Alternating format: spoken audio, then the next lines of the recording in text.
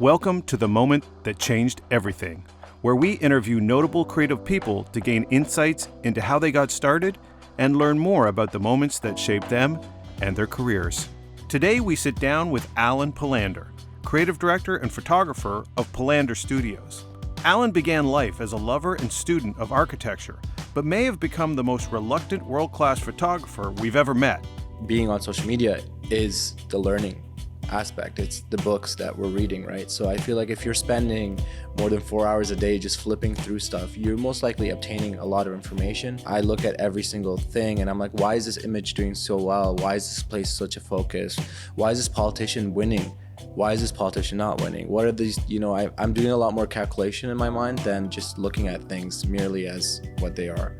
And I think that is the best way to win on social media. In this episode, we get into how he ascended from casual Instagram user to full-blown influencer, how you should always remain true to who you are if you intend to be successful, and the fine line between perception and reality when it comes to social platforms. If you've ever wondered what it takes to build an audience online, this is the episode for you.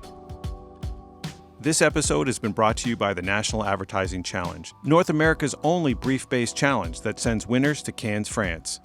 Alen Palander. Yes. Thanks for coming on today. Thank you so much for having me. I want to cover a number of topics today, and I'm really excited to talk to you about it because, our podcast revolves around advertising and marketing. And now we have you in the chair. And one of the subjects that we've talked about a few times is the influencer market and where everybody is at on that. So I'm sure you're going to have intimate knowledge about that, which we will definitely get into. Yeah.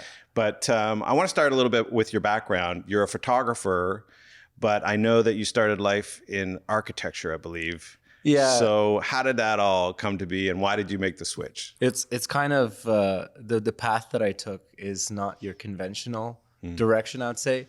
I started really being fascinated in architecture and wanting to travel at a very young age. So I started backpacking around Europe, I think when I was like 15, 16 years old.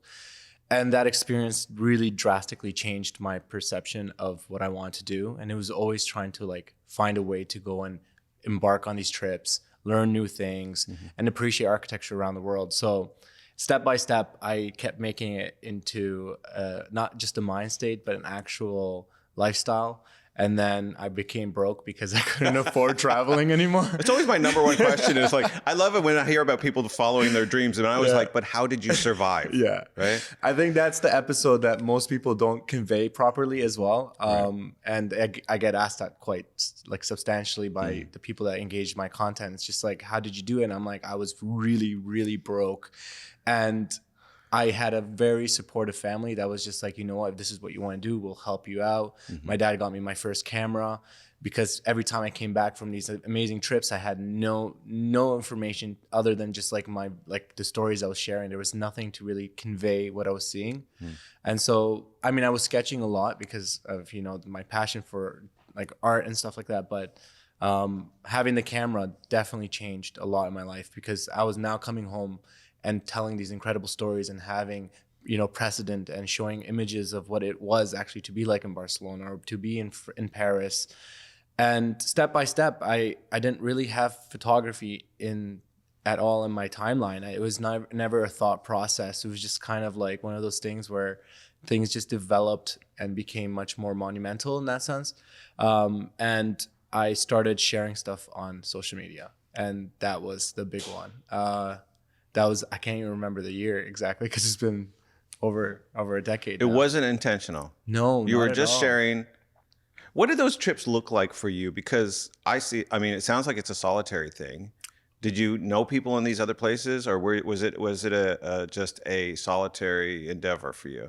It was kind of a combination, I would say. I had friends and some family in parts of Europe, and that was where I began a lot of my travels. It was one of those things where I was really young and fascinated by the world, and I didn't know how to explain things because I was stuck in Kitchener-Waterloo. And so I was seeing these things and just being kind of wowed and amazed at what the world looked like, but I couldn't see it. And so I felt like I needed to see it. And it has, I think, a lot to do with my upbringing. I came to Canada as a refugee. My family and we didn't have like the most incredible transition from leaving Iraq, where I'm originally from, to coming to Canada. So in that massive transition in our lives, I think I started really appreciating the time I had and the things I wanted to see. And my family was just like, do it. Whatever you want to do, don't hesitate to like hold yourself back. And architecture was just a focus. And when I had the camera and I was sharing all the stuff online, it was just an immediate response from people online, and Instagram specifically, just reaching out and just being very open to sharing my stuff online and like allowing me to network with their community.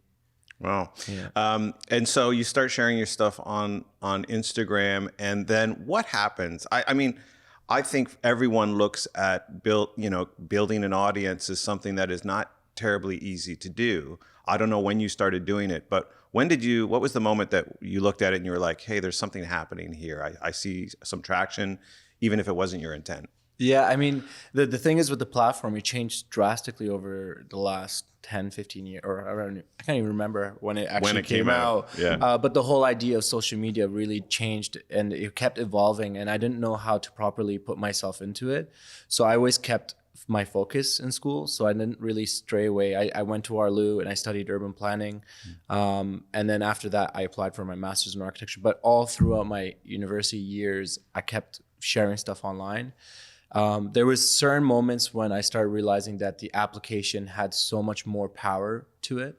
It was when like specific brands were reaching out to me that I would have never imagined, and opportunities that weren't even really on my radar, or even a focus. So it was like people online made me a photographer.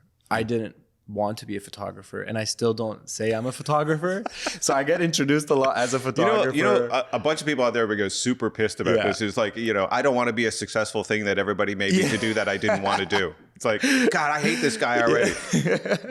Yeah, I mean, that's how the world works, right? Like some people, they just happen to land in something that makes them qualify for it. Sure. And it doesn't mean that that's necessarily what they want to do. And I think it's been a bridging opportunity for me. So like photography led me to video, and video led me to, a whole lot of other things. I didn't think I have a small production company. I didn't think I would, be helping these brands think through their ideas and their concepts when it comes to global marketing. I didn't think that was at all on my radar. I just thought I was going to be designing buildings. Well, sure enough. I mean, I don't know what the architectural program at Waterloo looks like, but I'm sure I didn't go to Waterloo though. Oh, you didn't? I went to Waterloo for urban planning. Oh, okay. My master's was at UFT, but I didn't finish it. I dropped out after the first 2 weeks. Regardless, architecture and urban planning, probably not a lot of talk about marketing and brands, right? No. So tell us, who was the first brand to reach out to you, and what was that like? Was it like, did they DM you and then you looked at it and you were like, what's this? Well, there was no DM at the time. Oh, okay. Yeah, it was just like, really, what do I know about Instagram, right? No, I can't really remember the first I remember in the beginning was a lot of like local clothing brands in Toronto and like little startups. I became a very big beta tester for a lot of companies that were just like, and I thought it was really like, it was this whole idea. Remember we were talking about like, earlier on, we were talking about how some people really fascinated by technology, and I was really one of those kids. Just being like, oh, what? You're going to create this app and it's going to do what? I was like, just giving myself to everyone and just being very open-minded. And so that, I think, as an experience was, I can't really determine exactly when the brand deals. But what was your audience? What was the size of your audience at that point? Because I'm assuming that they're reaching out because they're like, okay, Alan's got some eyeballs. Let's put our things in front of those eyeballs. Yeah, right? Absolutely. I mean, very small. Really? Like at the time, if you had like 10,000 followers on Instagram, you had some influence. That was massive. I mean, we didn't even know, like the word influence wasn't even like really in the vocab at the time, but I think there was still a lot of, there was a question mark on everyone's heads. It was like, what is this? And what is this getting? What direction wise, where is this actually going to go? And some brands really understood it and others didn't. I feel like the bigger brands didn't understand it in the beginning because there was a hesitation. It's like, why are we going to do something so little? They felt like it was playful. It wasn't mature enough, which I can understand. I mean, it was a platform that was relatively new. So it wasn't like something they want to dive into right away. Well, listen, I mean, we could spend like this whole time talking about the merits of influence and where it is. You know, the thing that comes up on our program a fair amount, because I'm usually talking to creative directors at agencies. Some have more experience in the mobile and app kind of areas. I want to say that the jury is still out, but maybe that's not the right way to think, because it's clearly being done. Clearly, major brands are involved. I guess the question is, and you'll have intimate knowledge about this, is what is the perceived return on investment when it comes to media influence? It's substantial. If I think it depends on the type of person you are and the market that you're targeting. So I think going from the education that I had and entering social media definitely was the reason why I became successful in social media, is because I had an understanding of how to build a brand or how to convey information. And it has a lot to do with presentation. And, when you're in design school, it's all about, creating a project and standing behind it and making sure everyone else is agreeing to your thoughts. And so I kind of had that same philosophy when I was putting content online. I said, okay, how could I target a wider market? How could I also focus my market and make sure that the brands I want to work for are noticing my stuff? And there are a lot of people who are able to actually do that and capture that space.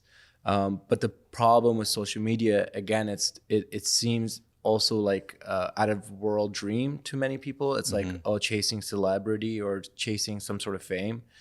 I never thought of it as that because I wasn't in it. I didn't come into the platform now. I started in a platform. So to me, it was just like, I just want to share some stuff online. And I think it depends on the focus of the individual. If they're really just being on the platform to make money or to grow, and that's the goal, it's going to be very difficult. Yeah. But if you're there and you're being very genuine to yourself and being like, okay, this is an opportunity and I'm going to think about this in the most business mindset possible, then you start to develop an understanding of how to interact with that space. Walk us through this a little bit, because brands spend enormous amounts of time defining who they are, being consistent with who they are, what their values are. When you interact with those brands, how much of that are you affecting? Are they giving you that information? Do you already know that information? How much are you influencing their established equity as a brand? Yeah, I mean, that's a very good question. I think it has, in many ways, I do my research on brands, but the brands that reach out to me are nowadays doing way more research than before. I mean, in the last 3 years, there's been a lot of information being captured on influencers, from what their audience is like to their analytics and demographic reach. And so brands are now very conscious about the people that they work with. When it comes to me, I'm very cutthroat with the type of brands I work with. I say no more than I say yes to working with brands, and it is upholding that brand identity that I have. And I want specific type of brands to reach out to me. I don't want to waste my time just taking on everything and then looking back and not enjoying the experience. I think again, it's all because I'm enjoying this experience that I'm able to do it. Because I didn't want to be a photographer. I didn't want to be a social media, whatever it might be, entrepreneur, or whatever it might be categorized as. I just kind of am in it, and it's helping pay my bills, and a little bit more. So I'm just like, taking it in step by step, kind of. What would you say to some? I mean, you've already revealed something that I think a lot of people, if they're watching and kind of going, I want to emulate Alen, I want to do what he's doing. But in the same breath, what you're also saying is if you're only into the idea of being it, that maybe that's not the best way to go because it's not entirely genuine. What's an example of a brand that reached out to you where you were, let's not talk about the ones that you dismiss really early on, right? For obvious reasons. I'm sure there's brands that just don't fit. But tell us about a brand that you're borderline, and you don't have to be specific and name the brand, but like, what would be a borderline kind of no for you? A borderline no for me. I think anything that has to do health implications is a huge part of it. So I get, and I'll call them out. I don't Sure. care. I get asked to do a lot of partnerships with weed companies. Okay. Yeah. And these are companies that are administrating, very minor doses of anything, but they have built a really good philosophy and kind of idea around their brand. But it doesn't apply to me because I have to respect the fact that I have people following me that are, 5 years old to maybe 60 years old. And so I'm hitting a wide range of people. And I don't want to put something out there that could affect someone wrongfully, because if someone idolizes me or someone is really inspired by my work, they will make those changes in their lives to feel like they're a part of my life, and I don't want that to happen. Right. And that's a very common trend amongst so many very famous people. All the documentaries you're seeing now on Netflix are about, I went through this massive struggle trying to find my identity, and I was being a really bad person, and here I am, the evolved evolution of who I am. The difference between those people and me is that I had morals from the very beginning, and they're trying to find their morals now. And it has a lot to do with how much fame and how much money and fortune come to you rapidly.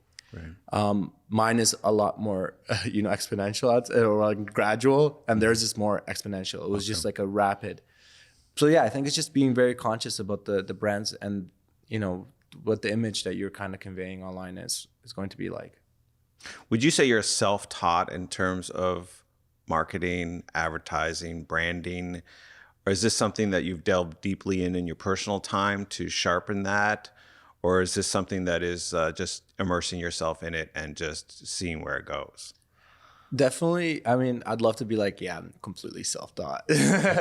But no, I think it's a combination of things. I think being on social media is the learning aspect. It's the books that we're reading, right? So I feel like if you're spending more than 4 hours a day just flipping through stuff, you're most likely obtaining a lot of information. It's just different with how people kind of digest that information. I look at every single thing and I'm like, why is this image doing so well? Why is this place such a focus? Why is this politician winning? Why is this politician not winning? What are these, I'm doing a lot more calculation in my mind than just looking at things merely as what they are. And I think that is the best way to win on social media. Everyone who asks me all the time, what is the one thing that you want people to take away from, or the one thing that you would give someone as advice on social media? I'm like, take the opportunity to learn every piece of content. Like, I mean, don't just look at it, but understand why it might appeal to you, question it, think about how other people are reacting with it. And it's very common. We already do that. Like when we're watching YouTube videos and we're thinking that it might be something controversial, the first thing we do is go down and read the review or the comments, because we're so fascinated with people's interaction with that information. And so we're doing it subconsciously. How niche do you think you can be before you're so specialized that maybe there is a cap or a limit to your audience build? You can, definitely. A lot of people put themselves in that box.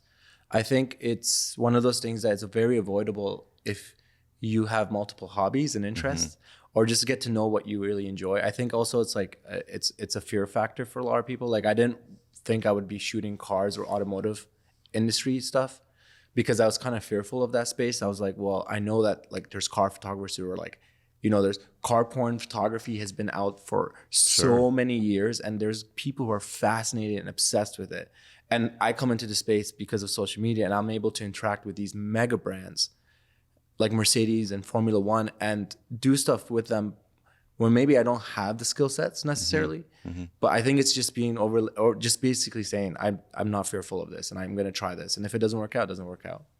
Yeah. I mean, one of the questions I was going to ask you was like, if I picked up a stone right now and threw it in any random direction, I feel I'd hit a photographer. And that isn't even, and that's someone who does it for a living. I mean, with the way technology is now, I think everybody sort of fancies themselves as having an eye. There's all these things on your app that allow you to enhance what you're doing. And here you are in this like insanely crowded space. What's the number one thing that you would say that is the differentiator, in a very crowded space like yours? I mean, definitely having that niche focus. There's one thing that like I've always enjoyed about photography is that it can capture emotion and feeling. And it's the most challenging when a photographer can take a photo and make you feel a certain way. And that's kind of the goal I have with every image. Everyone coins it as very moody, but it's not moody. It's me trying to figure out a way for you to feel what I was feeling at that moment. And you only have certain parameters where you can actually make someone feel something through an image. And I'm not going around taking pictures, of homeless people. I'm not taking images of children in war. So the type of content I'm capturing is more just like very artistic, lifestyle, travel kind of related stuff that I still want you to feel something from. And that's a huge challenge. But I feel like I've been able to develop that understanding and be able to convey that information. That's why I think a lot of people are resonating with the type of work I do.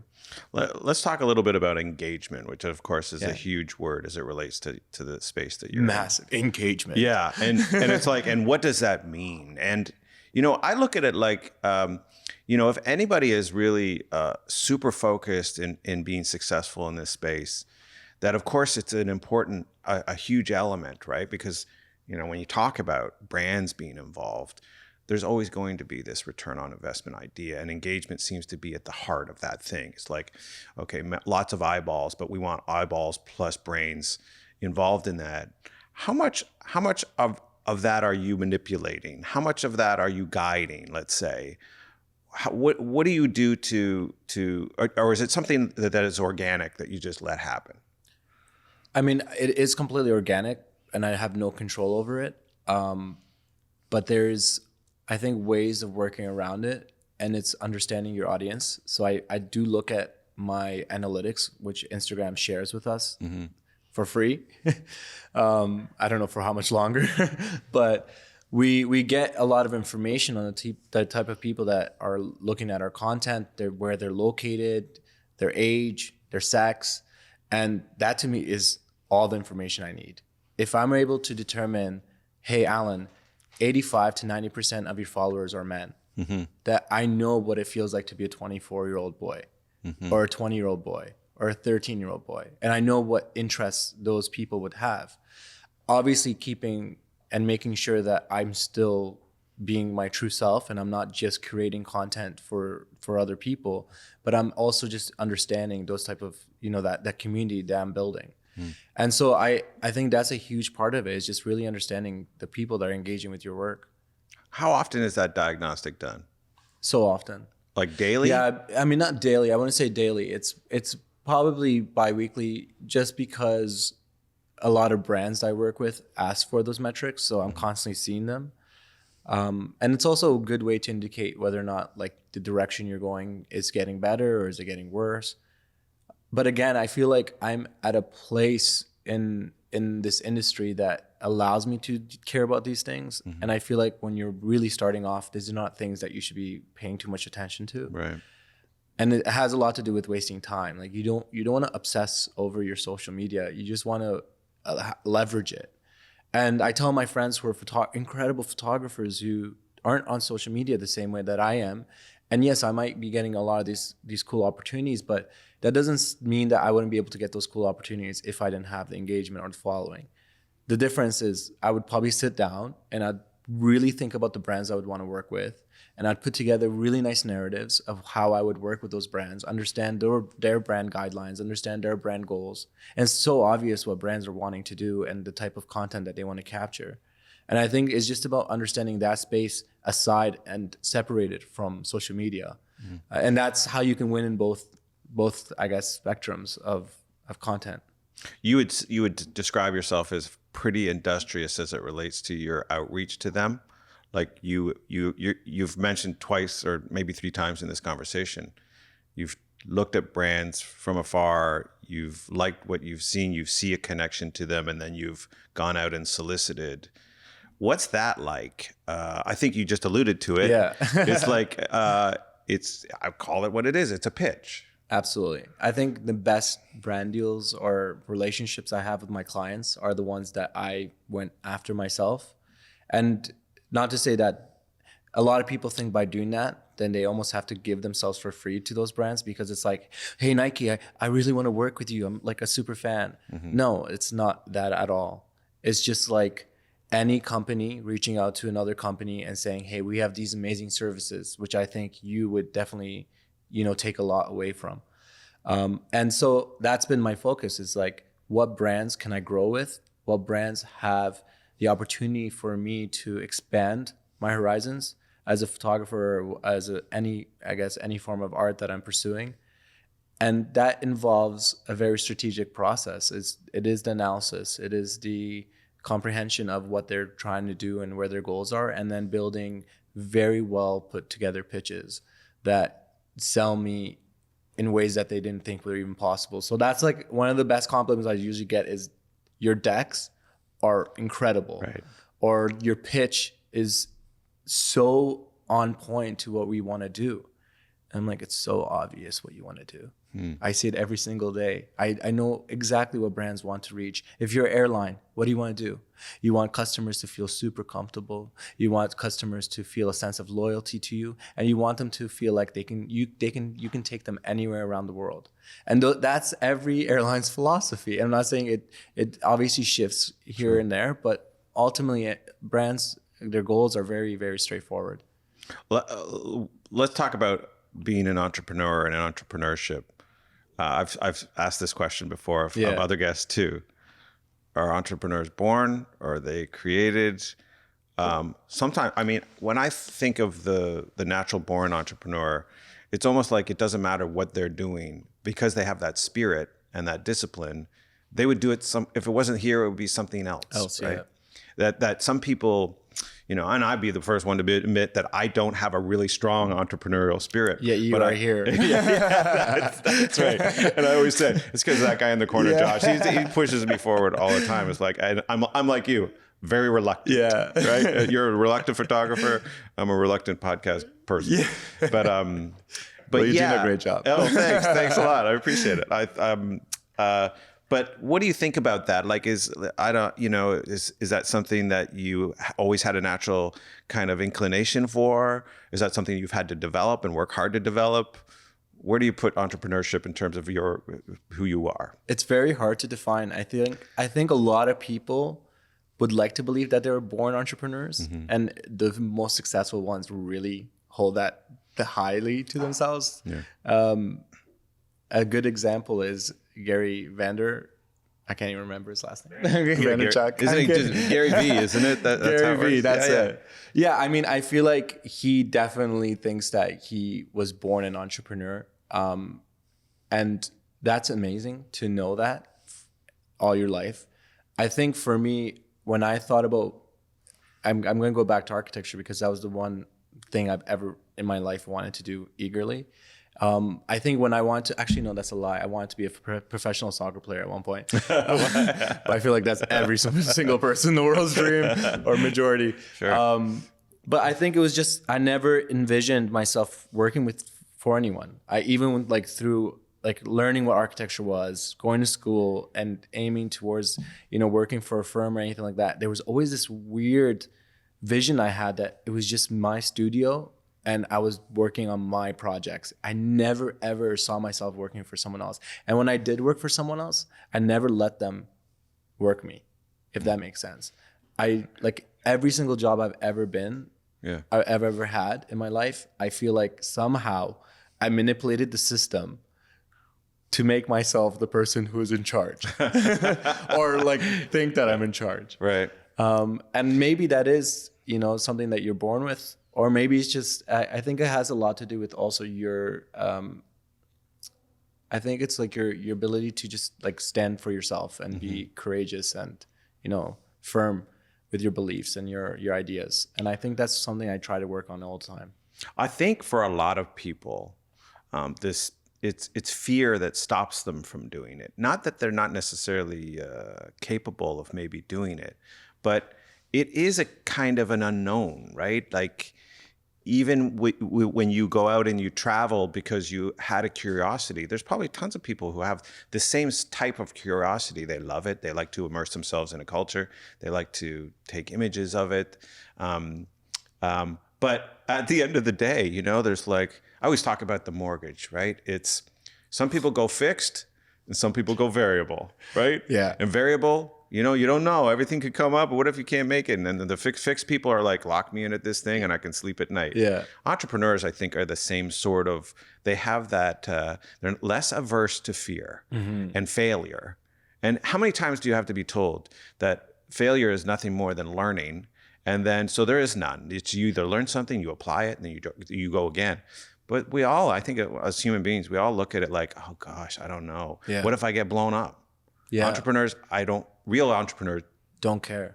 They Actually, don't see it that way. That's a very good point, because that is a huge part of it. Like, everyone asks me, what if there's no social media? I'm like, well, then there's no social media. Right. I could care less. I think you have to be adaptable, and entrepreneurs are very, very adaptable. And they're able to somehow fix everything in their life just based on the ability to maneuver through things. And that is something that is innate. I don't think that's something you just develop over time. I have 3 sons, and I would say that, they're all different, but there's one in particular that is far less averse to fear, and has really will try anything. And his game is game, right? It's game time. I've made this point before too. It's like, I don't know how many times I'm going to tell my parents what I do, and they're like, I still don't know what you do exactly. Do your parents say to you, I don't know what your world is, and like, or are they fearful for you? My parents are the most hilarious people on the planet. Because my mom, to this day, has no idea what I do. Yeah. I mean, I think they have a better idea now than before. But I remember even when I finished urban planning, they were like, my mom at one point, I overheard her talking to one of her friends, and she was telling her friend that I planted trees. And I was like, what are you talking about? Because I study environmental studies, I guess. It was like, and then suddenly you're an arborist. And then I wasn't even an architect, and she would tell people I was an architect, and I was like, oh my God. So I think parents are like, either you have parents that are very involved and they fully understand what you're doing, or they have no idea and they just think that you are the most incredible person on the face of the planet. Yeah, I'm sure, right? And your parents should always be some of your number one fans for sure. But certainly they don't always know how it all works. No, it's absolutely like, not. How is Alen paying his mortgage right now? I don't know what he's doing out there. Yeah, even when I told my parents so many times, I'm like, Dad, Mom, I'm good financially. Like, you don't have to stress. And to them, it's like, no, you're never good. There's never a clear line. I'm like, how much money do I have to make until you guys are feeling a little bit more content? Well, I mean, as a side note, I'm telling you right now, it'll never stop. It'll never stop. I mean, my father-in-law talks about my brother-in-law, who is like very successful guy. Every time I turn to him, I go, Ted, look, when are you going to give this guy credit? I mean, the guy's 45 and he's knocking it out of the park still. It's like, what are you worried about, right? But I guess that's the nature of I mean, you have 3 children? I have 3 sons, yeah. Exactly. So I'm sure you know how it is. I have 3 older sisters. Okay. So very different family dynamic as well. So I think I felt like I had 3 extra mothers in my family. Yeah. So I feel like I was very nurtured to like kind of be very open-minded to things, but at the same time, like there was always consequences. Right. Mothers always make you feel there's consequences for your actions, and fathers, I feel like my dad was kind of just like, do whatever you want. Like, I don't care. Like, hence why I was able to travel really young, and to this day continue to be able to travel without them being super fearful. Where you're at in your career now, what do you see on the horizon? What are the things that you want to achieve? I know some people are like, I'm going to ride this train until something else happens, another opportunity presents itself, and maybe then I will morph into something else. Where are you in that whole conversation? I feel like I had that conversation with myself, I want to say 4 years ago or so.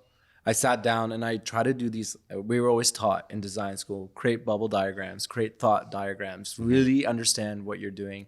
And I took that to heart. I really thought that's the right way to progress through your life, is to really conceptualize what the outcomes will be. So 4 years ago, I said, okay, what are the next steps for me as a creative in this world? I think everyone has those goals of having a studio space, having a team working for them. And so I said, okay, if that's a goal, I need to start that now. So I started a small little production business, and then reaching out to all the brands I worked with and saying, hey, listen, I don't just do stuff online. We create stuff, and we can create stuff for you. We can help you strategize.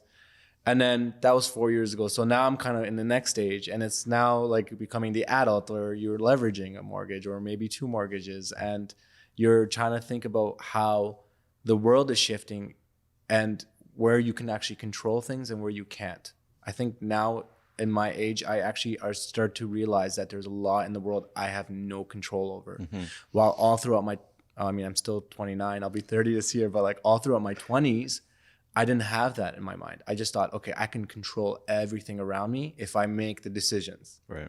But now I'm just like, no, that's not in my control. If I don't buy a house right now, I might not be able to buy a place next year or the year after that. Yeah. It's kind of fascinating that, you know, as you mature in your life, you know, it's like the earlier years, you think you got stuff figured out. And then the older you get, you realize you know less and less. And it's just one of those truths about life in general, right? It's like, as soon as you think you got something figured out, you realize something happens that smacks you upside the head and says, nah, you don't really know anything right now. But so that's exciting. So would you say over the last 4 years, then you achieved what you wanted to achieve in that regard? Were you satisfied with your results over the last 4 years? Yes and no. I mean, I didn't have anything to like kind of benchmark, but I think that I definitely worked towards a lot of good things, and I was able to accomplish quite a substantial amount of them. It's just the problem is with when you're on social media, a lot of people need to realize that you're living two realities. You're living your real reality, your real life, and then you're living this online personality. And the job, it doesn't end. Like you go, it's not like I just leave now and I'm like, that was a great day, I can start the rest of my life. It's just a continuation. And so I think separating the two has been something I've always been trying to focus on. So because of that, there's a lot of noise. There's a lot of information constantly kind of moving through my head. So I never feel like things are actually done. I feel like they're just kind of keep going. Why I think also very successful people never stop trying to be more successful.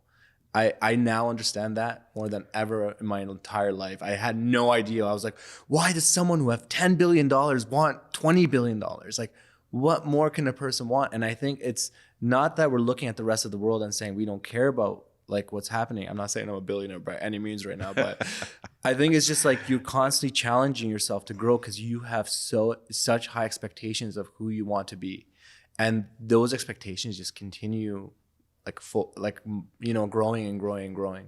I think that's an amazing. That's a great insight. I think it's one that is a truthful insight. Scott Stratton was on here, you know, a really interesting guy. He had this great quote that he told us on the podcast, which was something to the effect. I'm probably going to get the numbers wrong, but something to the effect of, you know, an entrepreneur will work 120 hours a week, so he doesn't have to work 80. He doesn't, right? And it's like.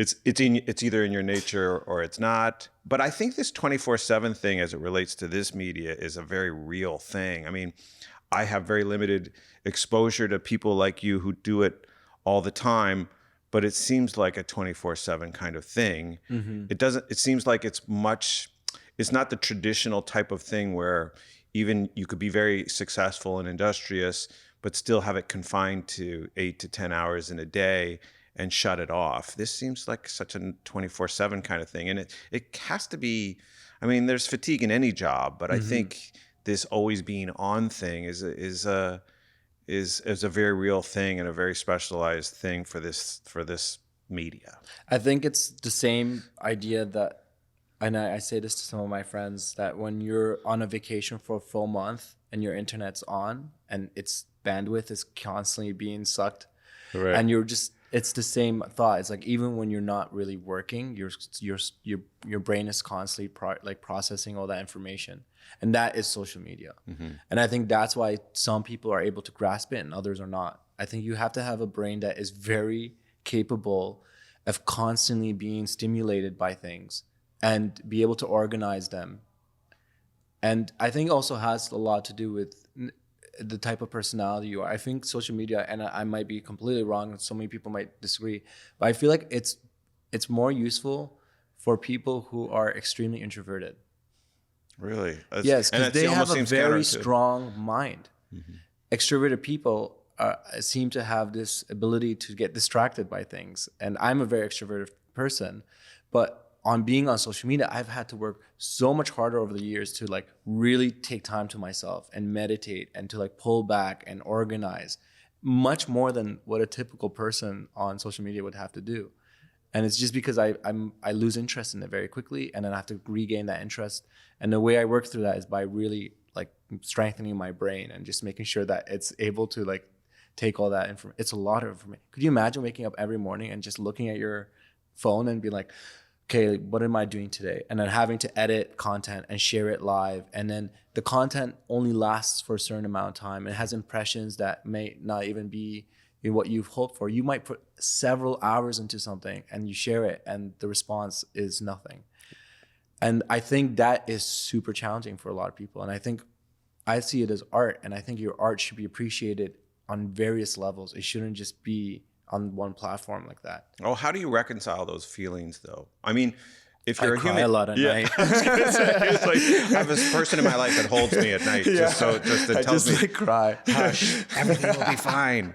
But it's a very real thing. I mean, I think that there's some people who are emotionally built to compartmentalize and take criticism, even self-criticism, better and be more adjusted than other people. But it is one of those. Yeah, it is one of those things that I think, sure, and you're in a position too where, again, if you're working with brands, the success of it, you want to see that success, right? Mm-hmm.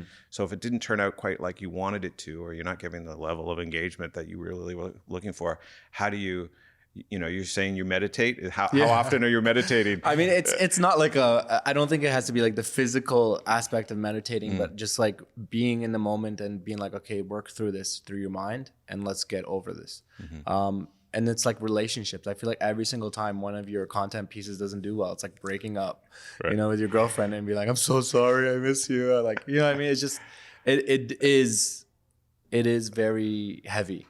And I think there's some people who can really digest it and others who I find it very challenging. And and I think if you're the type of person who knows it's very challenging and you can't overcome it, don't be on it, because it's probably so much better for you to focus on something else. So that's a good way to dovetail into a common thing that I ask everyone on here is that, for some people listening, they want to know how to emulate where some people on the show are at, and if we have young creative people who are looking at people who have spent a number of years in the business and are successful, what are the key pieces of advice you would give someone if they looked at you and sort of thought, this is what I would like to do too, or I want to start pursuing it? I think everyone has their own challenges. I grew up idolizing specific architects, and I was obsessed and fascinated by their work, and I traveled around the world just to see their work. And in doing so, I realized, holy cow, their life was so different than mine. And this is the reason why they're able to do what they're doing. And I can never recreate what they lived. Antoni Gaudi is one of the most incredible, most important architects of, I mean, it's not of our time. Well, kind of, maybe not. But an architect who really transformed the architectural space and the design space in the world of architecture. And when I go and see his work in Barcelona, I don't sit there and be like, I can try to do this, because I can't. He grew up really internalizing a lot of his life and working towards these goals. And his influences were so different than mine. I grew up in Iraq during a wartime time in my life, during a very unpredictable time in the country's history, and then moved to Turkey and then moved to Canada. And like my life is completely different. So I can't try to become that person. But I think I appreciated his work. I took it in, and I was aspiring to be someone who can make the same amount of influence as he had. And I think just because I'm not doing architecture doesn't mean that I'm not being the architect of my life in some sense. Like I'm still designing my life to be the way that I want it to be. And I think that's a very challenging thing for people to understand. And it has a lot to do with maturity. I mean, it's very easy to idolize people and to want to be like them. And I think there are certain times in your life when you start to grow up and you realize, okay, that's not how life works. And having a good family and like good support system to tell you that those things are unrealistic as well is very, very crucial. I have sisters who are just like, no, that's not a thing. And you should be kind of focusing more on this. guidance is very, very important. And I try to do that in the content I produce. I try to talk through my photos, and I write really long captions, and I try to express the things I was feeling at those locations. And when I'm working with brands, like the other day I posted a picture with me and a $250,000 Mercedes-Benz AMG. And you should have seen my caption before I posted it. It was literally like a page long, and it was talking about the fact that like, I'm sure so many people think through that photo that I drive around luxury cars every single day, and I own this car, and I'm a filthy rich little kid from Canada who's just traveling the world. And I wanted to make sure that it wasn't obvious. I deleted the majority of that because I was just like, you know what, I don't need to explain too much. I should just make this as simple as possible. I just said, just as a disclaimer, this is not my car. I wish it was. Right. I think that kind of solves a lot of the question marks in people's heads, because people are, you should see the type of messages I get. I get hundreds of messages weekly from kids and even adults who are just like, how do I do what you do? Right. What do I need to do? Like, tell me. Just last night, I had an interview with this lady who's doing her master's thesis in Poland. And it's all about influencers and how to become an influencer and what does this world of influence mean. And we were discussing these things, and I was just like, you know, it's easy to idolize someone, and it's so much harder to idolize yourself. Try idolizing yourself. Put yourself on that pedestal and say, okay, this is what I want to see myself in the future. And I can't remember who it was, but I remember it was probably on like Joe Rogan's podcast or someone, but there was someone who said, oh no, you know who it was? It was, what's his name? Matthew McConaughey. Yeah. It was him when he won the Oscar. And he said, I would always, he's like, everyone asked me, who did I look up to? And he said, I looked up to myself. And when I was 5 years old, I looked to myself when I was going to be 10. And then when I was 20, I was looking up to myself when I was 40. And when I achieved all these things, I kept saying, I want to, and I think that is super, super interesting. And I think that's the way that people should see their lives. They should idolize themselves. Yeah, I mean, that's a great point. And I think we talked a little bit earlier about, you know, how do you deal with maybe something that you perceive as negative? Do you know, when someone reaches out to you and says, I want to do what you're doing, how do you get past this idea that even what their question is a little bit flawed, in that because they've created something that they don't know what it's like in reality. And so now they have a fantasy in their mind of placing themselves where you are, but where they think you are is not reality. Not reality. No, absolutely not. And I try to, like, I don't know, it's a difficult thing to work around because so many people are perceiving that.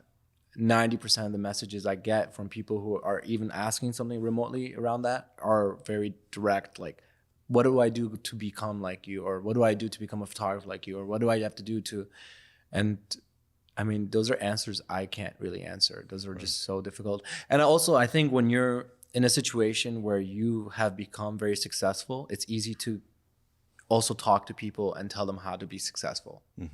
So like Gary Vee is selling this image to the world that this is how success and this is, and I'm not saying he's wrong at all, but I'm saying that's someone who's successful thinking that because he's successful, he can tell everyone else the I guess the strategy behind success. And I think that's also flawed. I think that there's no one answer. There's no philosophy that you can follow. You're going to go through so much bullshit in your life. And you're going to go through so many situations where you're like, I didn't want to be a photographer. Why are people calling me a photographer? Like, I don't even understand I didn't even understand what photography was. I had to teach myself everything because people were labeling me as a photographer. And I was like, okay, well, if I'm being labeled by everyone as a photographer, I should understand it so I can talk in the most respectful way about the industry. And so that photographers before me can be like, okay, this guy is actually like, you know, he took the time to understand what we were trying to do, and not just he became popular on social media and he's like a photographer. And so I think information and giving people information is very, very important to really decipher what you're saying and how you're saying it to people and the amount of times you say it. So I think it's saying less and just keep acting the best you can be. And I think that's a good way for people to kind of distance themselves from you. Because the moment you start giving people your philosophy and your theories and your ideas, it's too much bullshit for me. I don't like that. Well, I think that's a great place for us to wrap up this conversation because, you know, I'm trying to think of, there is another question that I want to ask you. Let me just pause here for a second. Oh yeah. Because it's come up like, you know, we might not have, this might be part of the, you can edit this part out, but yeah, but it's like, if you want, but it's like, I don't think I've ever sat down and talked to somebody who has talked more about what they didn't necessarily want to be and yet have been labeled. So I guess my last question for you is this. If you're not a photographer, what am I? What are you? Or what would you like people to think that you are? I have no idea. It's like a continuous thing that keeps coming up where when I was on like Tinder, I don't know what to put in my bio. When I'm on LinkedIn, I don't know what to write in my bio. When I'm in interviews, I have no idea how to convey myself.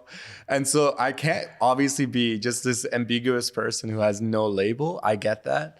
But I always let the person sitting across from me kind of direct what they think I am or what they would like to discuss, and then I kind of go with it. If you sat here and you said Alen is, you know, something else, I would have been like, let's do it. Let's have a conversation about this. You know what your headstone's gonna say, right? No one knows. Photographer.